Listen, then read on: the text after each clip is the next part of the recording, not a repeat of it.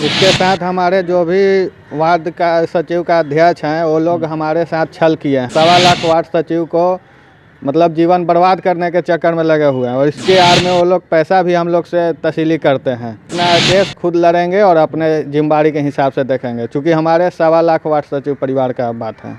नमस्कार, मैं युवराज, आप देख रहे हैं डेमोक्रेटिक लाइव। इस वक्त मैं केदार भवन में मौजूद हूं और केदार भवन में इसलिए मौजूद हूं कि वार्ड सचिव के साथ छलावा हो रहा है। जी हां, आप बिल्कुल सही सुना, वार्ड सचिव के साथ छलावा हो रहा है। क्योंकि जिस तरीके से वार्ड सचिव को छलने का जो काम किया जा रहा है, हाईकोर्ट में मामला है, लेकिन वो मामला फिलहाल आपका पेंडिंग में पड़ा हुआ है। फिर कहा जाता है 7 तारीख को कोर कमेटी का बैठक है, सीएम के साथ बात होनी है। वो भी कहीं ना कहीं झूठ है, कहीं ना कहीं नहीं, वो 100% झूठ है। और इसी पर बात करने के लिए हमारे साथ कौशल जी हैं।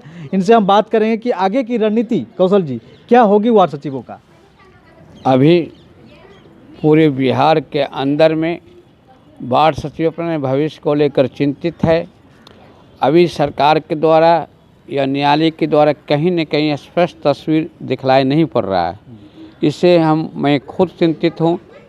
कल से हम न्यायालय के क्षेत्र में, न्यायालय में जो रीट आज का है, अभी 38 जो केस नंबर के आधार पर निकलवाए, इसमें पेंडिंग बता रहा है, जिसमें मेंशन होना चाहिए था और मेंशन करके न्यायालय का अध्ययनाकृष्ट इस वार्ड सचिव की ओर करना चाहिए था।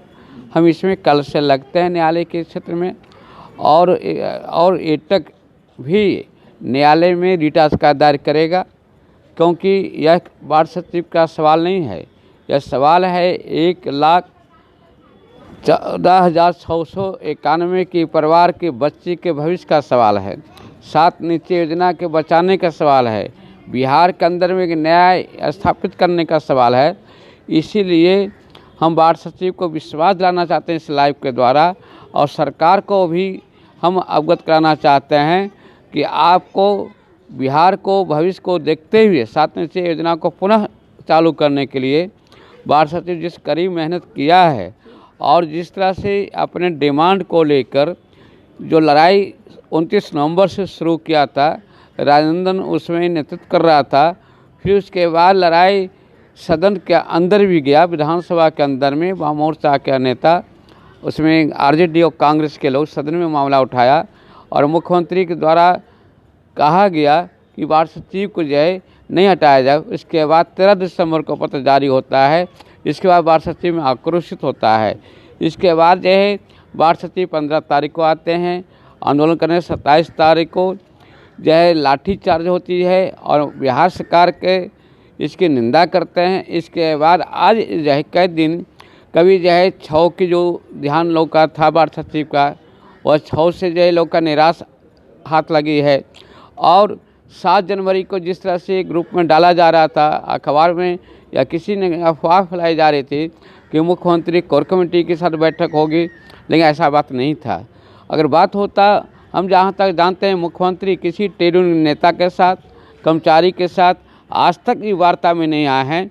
भले किसी बिंदु पर मंत्री करता है, प्रधान सचिव करता है, कार्यपालन निदेशक करता है और सरकार के डिमांड कॉपी पर जो है बात करता है, लेकिन इस तरह 7 जनवरी के बारे में पूरे बिहार का लोगों के साथ गुमराह किया गया।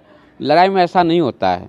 वार्ड सचिव को सच्चाई बात को, और हम भी इसमें लगे हैं वार्ड सचिव के भविष्य को देखते हुए इस लड़ाई को हम हारने नहीं देंगे। इस लड़ाई को सही दिशा पर ले जाएंगे, चाहे मेरा जान क्यों न चल जाए। वार्ड सचिव के लिए हम रात दिन सब काम छोड़ के हम न्यायालय के क्षेत्र में जाएंगे और वार्ड सचिव के लड़ाई पुनः सड़क पर हम लड़ेंगे एटक के बैनर तले। और वार्ड सचिव को पुनः लड़ाई को जनवरी और फरवरी में विधानसभा जो सत्र खुलने वाला है, उसमें वाम मोर्चा के और गठबंधन के द्वारा प्रश्न उठाने की भी तैयारी करेंगे। हम बिहार एटक के तरफ से वार्ड सचिव के मांग को लेकर हम जो सदन के अंदर भी और सड़क से लेकर न्यायालय तक तीनों ढंग से हम मुस्तैदी से योद्धा के रूप में, युद्ध के रूप में लेंगे। वार्ड सचिव को करो या मरो, और युद्ध के रूप में इस लड़ाई को जीत तक हम आपके लाइव के माध्यम से उनको विश्वास दिलाना चाहते हैं कि वार्ड सचिव के भविष्य को देखते हुए हम न्यायालय में पुनः जाएंगे। और जो रीट याचिका कई लोग किए हैं, अलग अलग ढंग से भी लोग किए हैं, उस सब पर हम कंगाल रहे हैं, हम अवगत हो रहे हैं। और इस पर अध्ययन करके हम हाईकोर्ट के वरीय अधिवक्ता योगेश्वर वर्मा से राय विचार करने के बाद हम न्यायालय में इसके न्याय के लिए जाएंगे और विधानसभा के अंदर वामोर्चा के बिहार के तमाम दल के नेता से भी मिलेंगे और डिमांड कॉपी देंगे कि आपकी राजनीतिक दल की ओर से क्या इनके बारे में स्पष्ट समझ बनता है। जो मान्यता प्राप्त दल हैं उसमें उनसे भी मिलेंगे और विधायक दल का नेता से भी मिलेंगे। सरकार से पुनः हमने जो है 13 जनवरी को मांग पत्र सुपुर्द करेंगे ईमेल के माध्यम से मुख्यमंत्री को, पंचायती राज मंत्री को। हमने ईमेल के माध्यम से पुनः अपील भी करेंगे कि वार्ड सचिव से बात करके इनकी मांग को, सेवा को बहाल रखा जाए। अगर नहीं किया तो हम जो है 16 जनवरी को एटेक के द्वारा बैठक बुलाया गया है और वार्ड सचिव की बैठक करके राय विचार करके हम 16 के आंदोलन की घोषणा भी करेंगे, क्योंकि सड़क पर भी लड़ाई लड़ना पड़ेगा। और सड़क जो हम लड़ेंगे, इतना जरूर वार्ड सचिव को विश्वास दिलाना चाहते हैं और बिहार सरकार को भी चैलेंज करते हैं कि बिहार सरकार को जब एटेक कूदेगा, जिस तरह से 23-24 फरवरी को ऑल इंडिया की हड़ताल होने जा रहा है, इस सरकार को जितना लंबी लड़ाई में हम लोग लड़े हैं, सरकार का हिम्मत नहीं कि हमारी लड़ाई के आंदोलन को कुचल देगा। इसलिए एटेक के बैनर तले तमाम ट्रेड यूनियन के भी लोग रहेंगे। वार्ड सचिव को सवाल को लेकर हम सड़क पर उतरेंगे, धरना हो, प्रदर्शन हो, रोड मार्च हो, मुख्यमंत्री की घेराबंदी हो, हम करेंगे। और वार्ड सचिव की इस लड़ाई को नए ढंग से तक जोड़ने का काम करेगा और मुख्यमंत्री को बात करने के लिए मजबूर करेंगे। समस्या का जब तक निदान नहीं हो जाए, वार्ड सचिव का 13 दिसंबर के पत्र खारिज होने तक और सेवा को बहाल रखने तक संघर्ष को जारी रखेंगे। और वार्ड सचिव को से मेरा अपील है कि आप लोग अपने भविष्य को देखते हुए, मेरा इसमें भाई भी है, नरेंद्र कुमार है, धनुआ ब्लॉक में जो है वार्ड नंबर 8 है, उससे जुड़ा हुआ है। ये मेरे पंचायत के भी लोग आ रहे हैं। कितने लोग सवाल करते हैं कि आप क्यों लड़िएगा? अरे किसी मजदूर के अधिकार के लिए एटेक लड़ेगा, किसी की बपौती नहीं है कोई डिमांड। और एटेक सब जगह लड़ता है, चाहे सुई बनाने वाला मजदूर हो, चाहे स्कूल हो, कॉलेज हो, सब। ये मेरा जो है पेशा है, पेशा धंधा नहीं, मेरा राजनीतिक कर्तव्य है, धर्म है। किसी 10 करोड़ बिहार का जनता हो या 1 अरब 30 करोड़ का जनता या पूरी दुनिया का अगर न्याय का सवाल है, हम 19 से 20 से उठाते हैं। लेकिन जो अपने लड़ने के सवाल करते हैं उनका तजुर्बा नहीं है, अनुभव नहीं है। हमने इंतजार देखे थे, कुछ इंतजार भी देखे, हम ओझल देख रहे हैं, अंधेरा देख रहे हैं। और इसीलिए वार्ड सचिव को बचाने के लिए हम पुनः आगे आवेंगे। 16 जनवरी के हम राज्य की बैठक 12 बजे से करेंगे। उस बैठक से हमने साथियों से लेकर हम आगे बढ़ेंगे। और इसलिए पुनः आपके लाइव के माध्यम से सरकार से भी अपील करते हैं कि इनकी मांग पर विचार किया जाए, और नहीं तो सड़क से लेकर सदन तक, सदन से लेकर न्यायालय तक संघर्ष तेज करेंगे। तो ये बिहार एटेक के सचिव हैं कौशल कुमार शर्मा हमारे साथ मौजूद है। हमारे साथ वार्ड सचिव भी मौजूद है, हम इनसे भी जानेंगे। वार्ड सचिव के साथ छलावा किया गया साफ तौर से, 6 तारीख का डेट दिया गया कि केस का सुनवाई है। दूसरे दिन दूसरा ये छलावा किया गया कि 7 तारीख को कोर कमेटी का बैठक है माननीय मुख्यमंत्री के साथ, ये छलावा किया गया। और ये जो केस है ये पेंडिंग पड़ा हुआ है और ये 2020 में ही केस किया गया था। क्या कहते हैं, क्या कहना चाहेंगे? हम लोग के पहले तो मेरा नाम ओम प्रकाश मिश्रा हुआ, मैं नवतपुर प्रखंड का वार्ड सचिव हूँ। और ये जो केस ये लोग कर रहे हैं, ये लोग केस किसी काम का नहीं है। और हम लोग अपने तरफ से कौशल कुमार वर्मा जी के साथ में मिलकर हम लोग अपना हक का लड़ाई लड़ेंगे। और इसके लिए हम लोग को कहीं जाना पड़े, चाहे कोर्ट जाना पड़े, चाहे हम लोग को सड़क पर जाना पड़े, हर संभव हम लोग प्रयास करेंगे।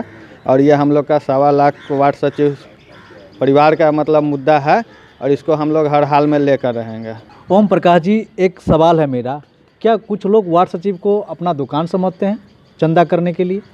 कुछ लोग इसको बना चुके हैं धंधा, लेकिन अब उनकी नहीं चलेगी।